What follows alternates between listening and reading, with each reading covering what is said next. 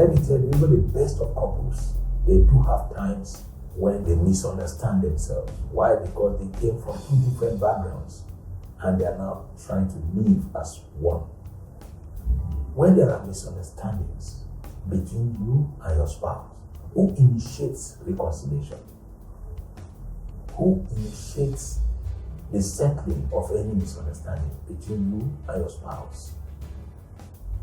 If you are the one initiating reconciliation, I want to congratulate you.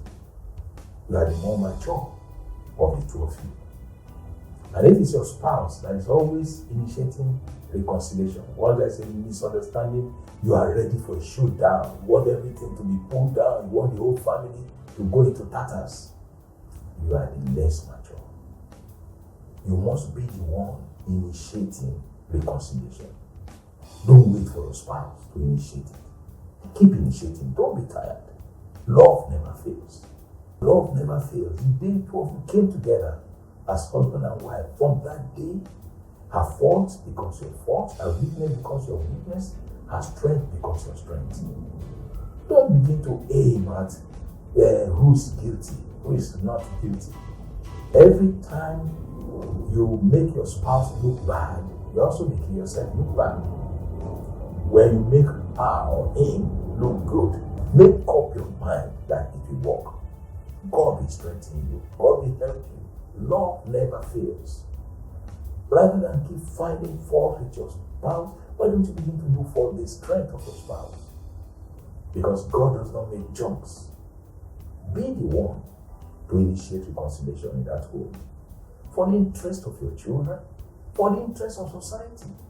Because children from broken homes, the bulk of them constitute the problem we have in Africa, in our society, and in fact, all over the world. So be the one always initiating reconciliation. Because if your children were to become judges of customary courts where divorce cases are entertained, children will never approve any divorce. The reason is simple. They are always the greatest casualty of every divorce. When the two selfish people in that relationship go their separate ways, children become the greatest casualty of that poor decision. I pray that the peace of God will reign in your family. But don't try to find fault with your spouse. I just say, don't even condemn yourself. Take today as the first day of the rest of your life, in that marriage in particular, because it's a wedlock Wednesday. Take it as an opportunity for you that the rest of your living together will be full of joy, will be full of bliss, no matter the challenges. The power of love is the most potent power on earth. See your marriage become very peaceful. There is no spouse that cannot be changed by God. Have faith in God. Be the one initiating reconciliation. And I tell you what, God will pat you on the back. God will pat you on the back because He says in His word that blessed are the peacemakers, for they shall be called the children of God. Time will fail me to go into details on that. But know one thing, when God pats you on the back, the blessing you get will be news headlines.